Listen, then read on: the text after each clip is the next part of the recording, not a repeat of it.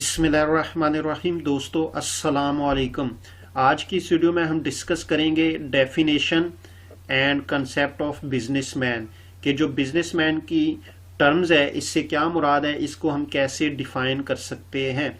लेकिन वीडियो को स्टार्ट करने से पहले अगर आपने हमारे चैनल को सब्सक्राइब नहीं किया तो जल्दी से सब्सक्राइब कर लें और साथ में बेल आइकॉन को भी प्रेस कर दें ताकि आपको मजीद आने वाली वीडियोस की नोटिफिकेशन भी मिलती रहे।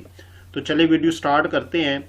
हमारे पास इसकी एक छोटी सी डेफिनेशन है। A person who is engage with production of goods, buying और selling of goods and services to earn profit, यानी ऐसा शख्स जो प्रॉफिट कमाने के लिए गुड्स या सर्विसेज को मैन्युफैक्चर करने, खरीदो फरोख्त करने से मुंसलिक हो, तो ऐसे शख्स को हम बिजनेसमैन कहते हैं। यानी बेसिकली जो भी बिजनेसमैन होगा या तो वो चीज़ों को मैन्युफैक्चर करेगा, या तो वो उसको खरीदेगा या सेल करेगा, या वो अपनी सर्विसेज प्रोवाइड करेगा। लेकिन जो उसका मेन पर्पस होगा वो टू अर्न प्रॉफिट, यानी प्रॉफिट कमाने के लिए वो ये एक्टिविटीज करेगा। अब ये बेसिकली हमारे पास एक डायग्राम भी हमने एक बनाया है, इसको हम डिस्कस करते हैं। अब बेसिकली जो बिजनेसमैन है वो एक शख्स होता है।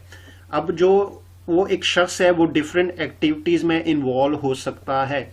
अब उन एक्टिविटीज में इंक्लूड हो सकता है आपके पास प्रोडक्शन ऑफ गुड्स, यानी चीज़ों को प्रोड्यूस करना, चीज़ों को बनाना।